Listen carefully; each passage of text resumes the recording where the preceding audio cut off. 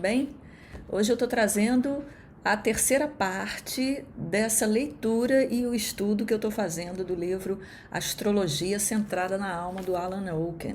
É esse livro aqui. Só para fazer uma retrospectiva, no nosso primeiro encontro eu falei do conteúdo do livro, né? O sumário. Ele contém duas partes. Na primeira parte ele fala um pouco da justificativa do porquê fazer o estudo da astrologia esotérica, mostra todas as bases filosóficas, e na segunda parte ele vai construindo o método dessa astrologia esotérica e nos traz todos os elementos que são fundamentais para a interpretação. No nosso segundo encontro, a gente trabalhou a parte 1, que é exatamente por que estudar astrologia centrada na alma. Ele fez a diferenciação entre a alma, a personalidade e a ponte do arco-íris, depois falou da evolução da consciência na nova era, e hoje a gente vai ver os postulados desses ensinamentos da sabedoria antiga. Embora a astrologia esotérica seja nova e recente, ela é toda fundamentada nesses postulados, nesses ensinamentos da sabedoria antiga. Então esse é o livro, Astrologia Centrada na Alma, uma chave para a expansão do eu. Então, hoje a gente vai ver, como eu falei, os 10 postulados dos ensinamentos antigos. E ele começa dizendo que esse momento atual ele é muito crítico, porque a gente vê de um lado a paz e de outro a guerra. Ele escreveu esse livro nos anos 90, no começo dos anos 2000. Foi publicado em 2008. Então, eu acho que estava naquele momento forte da guerra do Iraque, e toda essa discussão de paz e guerra estava acontecendo como está acontecendo agora, não é? Então, todos esses elementos vindo à tona, os contrastes, as contradições, pobreza e riqueza, corrupção política, institucional, econômica, financeira, né, que atualmente está muito forte essa questão financeira.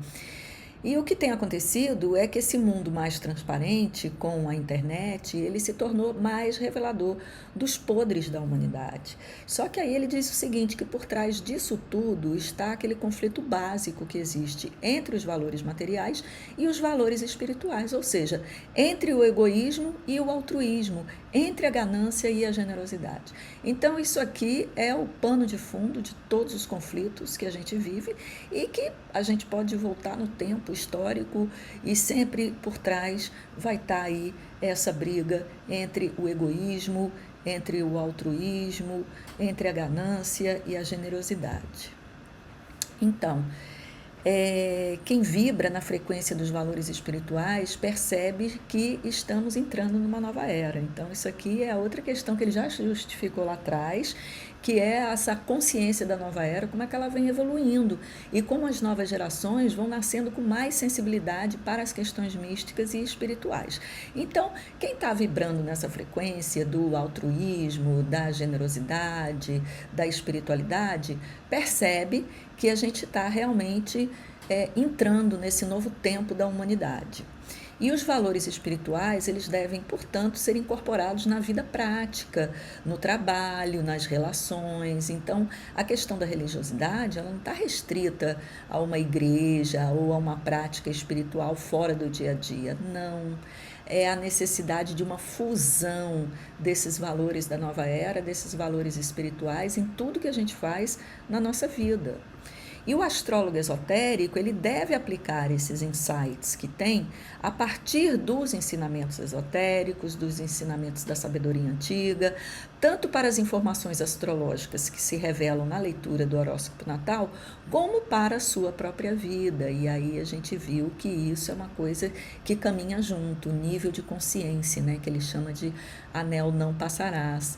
E que esse nível de consciência ele vai depender de cada astrólogo na interpretação. Então, a interpretação ela só vai até o limite do nível de consciência de cada pessoa. Então, o primeiro postulado chama-se hilozoísmo, e ele diz que todas as coisas orgânicas ou inorgânicas no universo possuem vida. Isso é verdade desde a menor partícula microscópica até uma galáxia enorme. E isso é fundamental para perceber o espírito em todas as formas. Ou seja, tudo tem vida e o espírito está em tudo. Então, só que para ter esse tipo de percepção, o corpo intuitivo tem que estar desenvolvido, e aí tem a ver com aquele nível de consciência, porque a racionalidade não percebe e nem explica nada disso, de que existe uma partícula espiritual em cada coisa, seja ela orgânica ou inorgânica no universo. O postulado 2 diz que matéria e espírito são a mesma coisa vibrando em diferentes intensidades. A matéria é o espírito nas formas mais densas e o espírito é a matéria na vibração mais sutil. Então aqui a gente tem uma gradação, né, mostrando, tem a ver com, né, tudo está infundido da vibração espiritual, sendo que a matéria é a parte mais densa da vibração espiritual, né? Enquanto que o espírito é a parte mais sutil dessa vibração. Então você tem uma gradação entre matéria e espírito, ou seja, não há aquela ruptura, não há aquela separação. Matéria é uma coisa, espírito é outra coisa. E isso está dentro daquela perspectiva também de Deus como sendo a própria criação e não separado. Deus está lá e a criação está de outro lado. Tudo isso faz parte de uma totalidade, de acordo com a filosofia antiga, sabedoria antiga ou filosofia esotérica. Os postulados 3, 4 e 5, eles estão relacionados com a lei das correspondências, que é aquela lei que diz que assim como é acima, também é abaixo. Então, esses postulados dizem o seguinte: o espaço não é vazio, o espaço é o corpo da consciência cósmica onde tudo vive e se move. Nós temos essa tendência de achar que o espaço sideral é uma coisa vazia e que nele estão contidas coisas materiais. Não existe esse vazio. Tudo é o corpo dessa consciência cósmica, não é? E nesse vazio, tudo vive e tudo se move.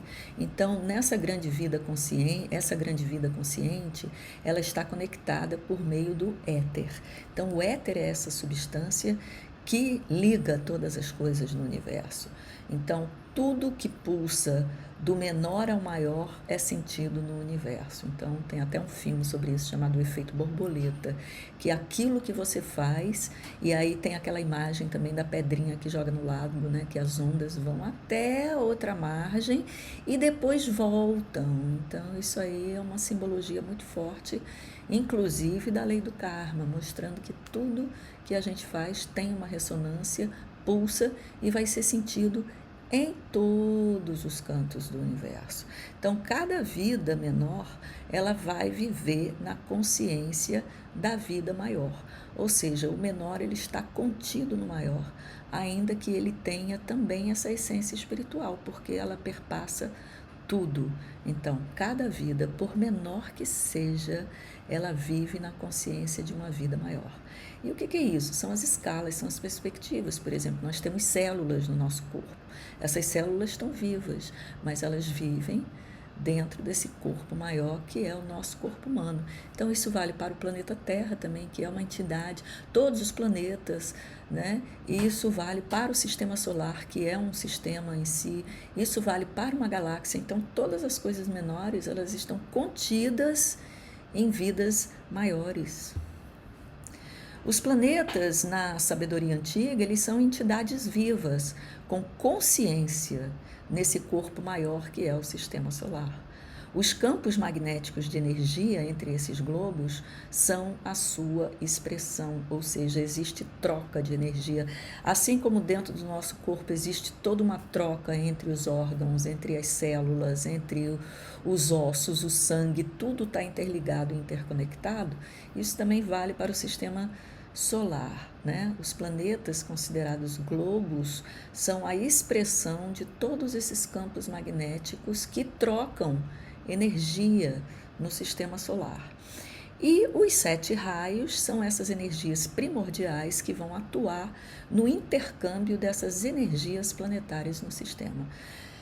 Os 7 raios a gente vai ver adiante, inclusive detalhadamente, vai ser o tema do próximo encontro para o estudo, não é? Porque são os primeiros elementos para a construção de uma astrologia esotérica, são os 7 raios, porque eles vão estar nos signos, vão estar nas constelações. Então, eles são essas energias primordiais que, combinadas, geram toda a diversidade que existe no universo ou no nosso sistema solar, que é o corpo maior onde a gente vive e se move, não é?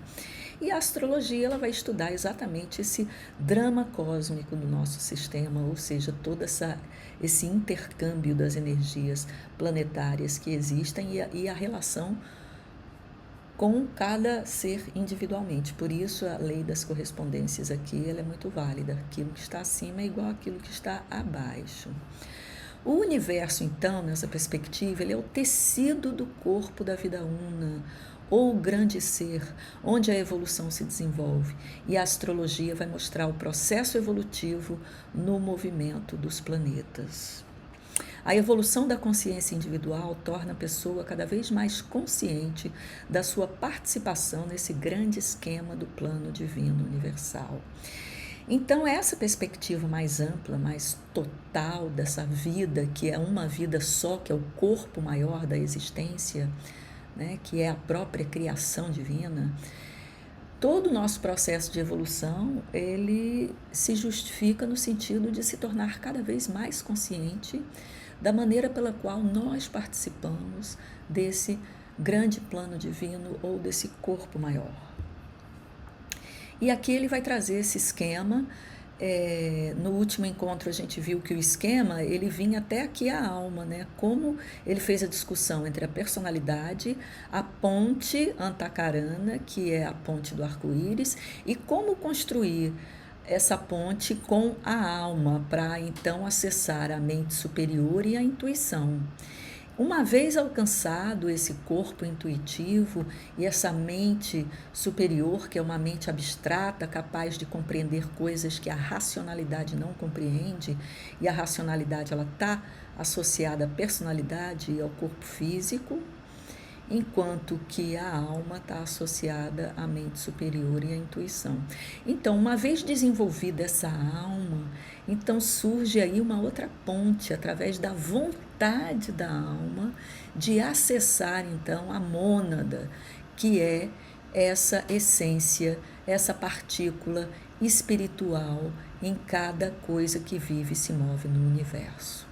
Então, a vontade espiritual é que faz com que a gente acesse realmente os 3 raios primordiais, que são a essência da criação divina, que é a vontade espiritual, o amor e a inteligência. O postulado 6, ele vai dizer que cada vida, por menor que seja, é feita à imagem de Deus. Então, essa afirmação, na verdade, ela vai sintetizar os postulares anteriores e a própria lei da correspondência. Isso significa que a divindade ela é sempre inteira, embora se manifeste em todas as partes. A espiritualidade da pessoa ela é inerente à criatividade, assim como sua conexão com toda a humanidade. E essa vontade, com o tempo, ela vai evoluir na consciência de grupo, que caracteriza a era de Aquário. E aqui a gente chega nessa questão da consciência de grupo, da consciência da era de Aquário, porque quanto mais a gente alarga a nossa consciência, mais a gente se move da individualidade para o corpo maior. E esse corpo maior, onde a gente vive e se move também, é o corpo da humanidade. E Aquário representa essa consciência grupal e essa consciência da humanidade. Então, quanto mais a gente vai evoluindo na consciência, mais a gente vai se aproximando dessa energia que tem a ver com a consciência de grupo que caracteriza a era de Aquário. Então, toda manifestação é energia em formas diferentes, tá? Então, veja que tudo no universo é energia, só que a energia se caracteriza materialmente e de forma diferente. Então, você tem os 7 raios costurando aí todas as formas nesse tecido cósmico, e isso vai se manifestar nessas formas que são diferenciadas. Então, ao final dos ciclos, né, as energias, essas energias que foram criadas e que morrem, né, porque no universo tudo que é criado tem um ciclo e tem uma finalização, só que ao final desses ciclos, as energias elas são reabsorvidas e transformadas em novas formas de energia que vão se manifestar em outros ciclos da criação. Então veja que a vida ela sempre vence, né? Essa é a grande simbologia da sabedoria antiga e do conhecimento esotérico, e aquela máxima também que diz que no universo nada se cria, tudo se transforma, não é? Porque existe realmente essa tecelagem de todas as energias que são formadas. O postulado 8 diz que não há morte absoluta, mas mudança de forma e de estado. E isso tem a ver com a lei do karma, que são os ciclos de vida e morte, até que o karma esteja completo na perspectiva de causa e efeito. Então, tudo aquilo que a gente faz, isso é lançado no universo, isso tem um efeito, e depois isso vai ter um retorno e vai ter um rearranjo. Então, quando o karma é completo, é quando há todo um rearranjo e, do ponto de vista individual, nós alcançamos um estado onde estamos além da lei do karma, ou seja, não criamos mais karma, não fazemos coisas que têm efeitos e que retornam, conseguimos vibrar nas frequências mais elevadas da essência espiritual e isso não gera karma. Então essa sabedoria antiga vai nos informar que nascer e renascer é um processo infinito. No entanto, em cada vida ou existência consciente, nós temos a oportunidade de nos fundir um pouco mais com a dimensão espiritual, ou seja, evoluir nas dimensões física, astral e mental, tornando esses campos cada vez mais sutilizados. Existe essa gradação da matéria para o espírito e a matéria ela está muito concentrada na perspectiva individual, no corpo da personalidade. Quanto mais a gente sutiliza essas energias do campo físico, do campo emocional e do campo mental, mais a gente vai entrando em contato com a dimensão espiritual. E a morte, né? E aí quando se morre, há uma absorção de todo esse processo evolutivo, ou seja, tudo que a gente sutilizou, tudo que a gente alcançou em termos espirituais é absorvido no processo da espiritualidade, porque a mônada, que é a essência espiritual, ela permanece e ela vai permanecer com essas energias sutilizadas espiritualmente. Tá? Então a morte absorve todo esse processo evolutivo de uma vida e também nos prepara para outra vida, de acordo com a frequência energética que absorvemos na vida passada. Então, essa questão da frequência energética durante esse período da passagem, né, da morte dessa vida para um outro plano, isso aí é muito importante, porque isso vai definir a maneira como nós vivemos, as nossas frequências vibratórias e como essas energias vão ser transformadas numa outra energia que vamos encarnar no caso do ciclo da vida e do renascimento, não é? E a morte também ela vai absorver a qualidade do amor que nós infundimos na nossa alma. O propósito de estarmos vivos é saber, por meio dos nossos veículos internos, que são os nossos corpos físico, mental, astral, espiritual, intuitivo, né? Que nós somos a vida una. Então, veja, vou até repetir isso. O propósito de estarmos vivos é saber que somos a vida una, ou seja, que em essência somos a vida espiritual. Em essência, nós somos espirituais, nós somos divinos. E na era de Aquário, essa realização ou esse conhecimento vem para cada indivíduo por meio do serviço à humanidade e por meio da aplicação das leis e dos princípios da nova era, que são esses princípios, esses postulados que estão relacionados à sabedoria antiga. Essa sabedoria antiga, ela era conhecida dentro de escolas de mistério, era tudo muito ocultado. E a era de Aquário trouxe, revelou para os grupos, ou seja, houve uma abertura de portal principalmente no final do século XIX, com a teosofia, que trouxe para o Ocidente, que abriu as portas do Ocidente para esse conhecimento esotérico, para essa filosofia, para essa consciência aquariana. E claro, tudo isso faz parte dessa transição da era de Peixes para a era de Aquário. Porque na era de Peixes existia uma dualidade muito forte entre aquilo que é material, nós indivíduos, e aquilo que é divino, que é transcendental e que é fora de nós.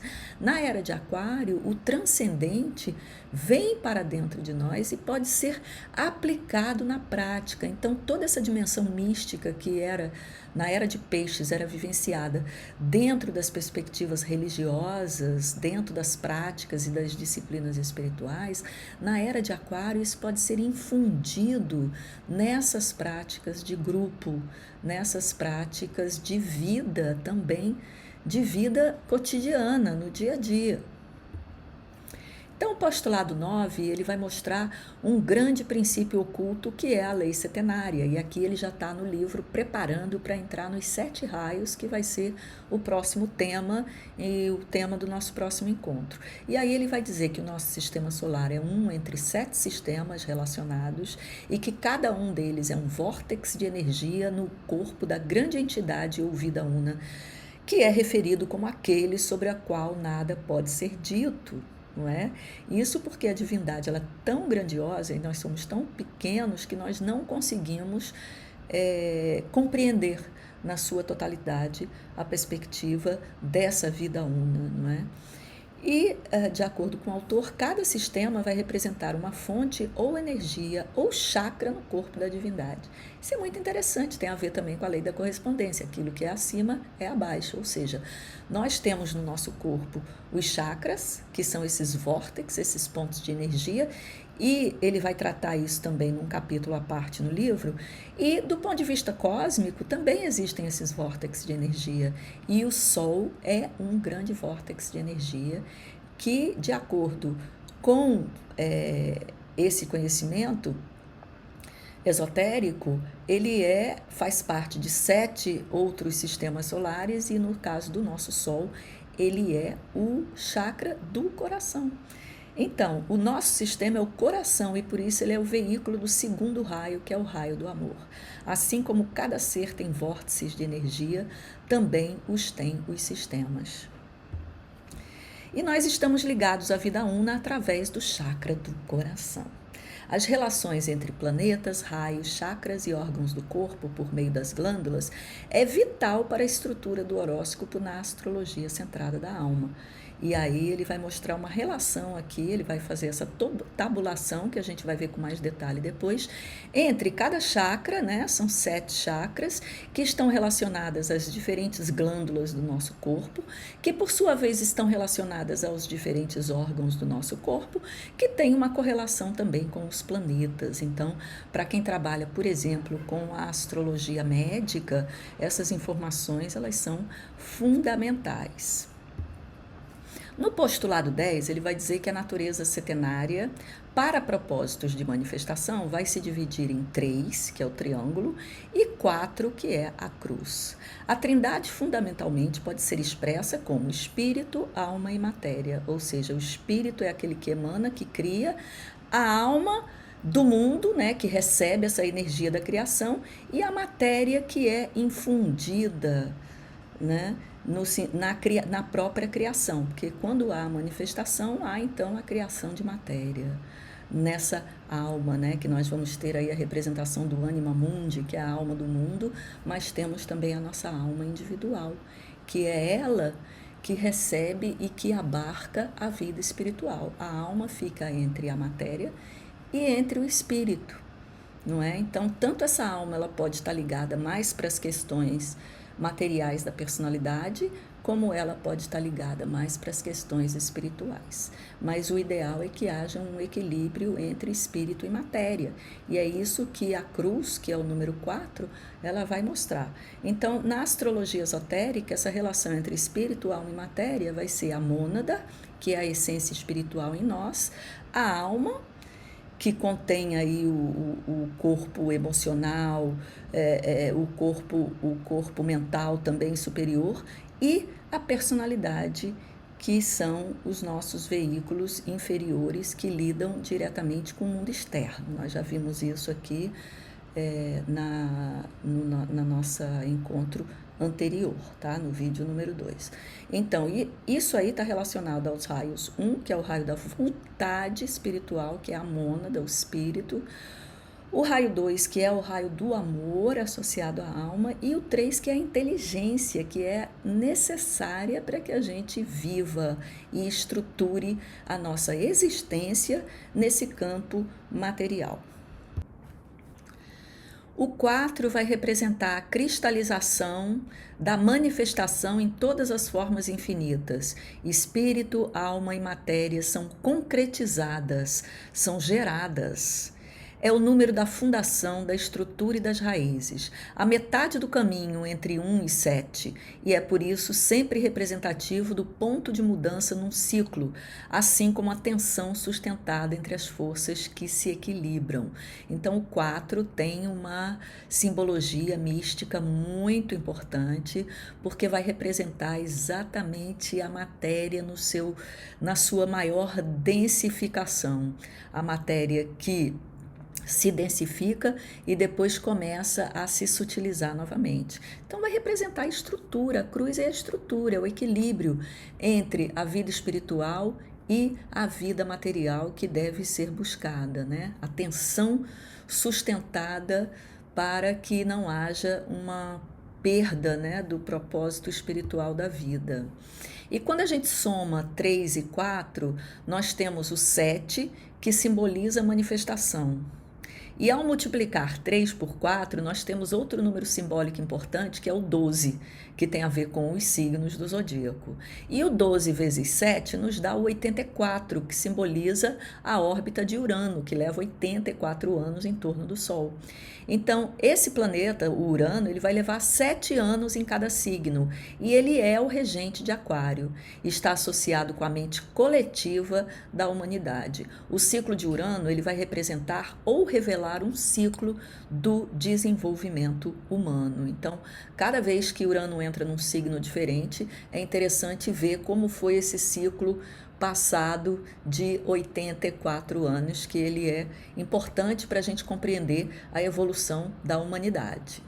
E aí nós vamos ter aqui uma representação interessante com o planeta Saturno, porque ele vai falar também desses ciclos de 7 anos e por isso ele é tão importante na astrologia. Do primeiro ano aos 28 anos é o período de estabelecer a integração da personalidade, ou seja, a pessoa vai se autoconhecer e vai começar a ver exatamente como é que ela se manifesta no mundo. Isso tem o objetivo de ancorar a autoconsciência, a pessoa se vê enquanto um ser autoconsciente na vida, né, na encarnação. Dos 29 aos 56 anos é a expansão da personalidade na sociedade, que é o despertar para a presença da alma pelas tensões produzidas pelas responsabilidades sociais. Então aqui já há uma outra expansão, que é essa personalidade autoconsciente atuando na sociedade. E é aí que você vai ver o que foi que você construiu nessa autoconsciência, se é o egoísmo ou se é o altruísmo na hora de atuar em sociedade. Dos 57 aos 84 anos, vai diminuir o controle da personalidade nos veículos inferiores e aumentar, então, o controle da alma, ou seja, o controle dos pensamentos, né? Você, assim, a alma se desenvolve no sentido de observar melhor os próprios pensamentos, as próprias emoções. Há um desapego das responsabilidades no nível pessoal e o aumento da consciência das necessidades que contribuem para o desenvolvimento coletivo. Então, é o tempo de assumir as responsabilidades por um papel na vida planetária. E isso tem a ver com o período de aposentadoria, onde a pessoa já estruturou a sua vida e pode, então, se dedicar mais à coletividade e à humanidade.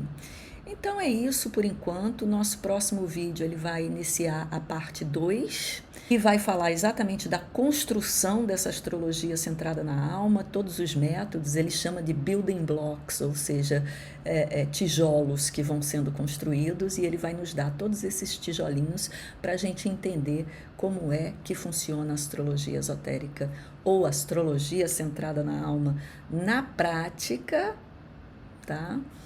Do ponto de vista do método, e ele vai começar então pelos 7 raios. Eu vou ficando por aqui e até o nosso próximo encontro.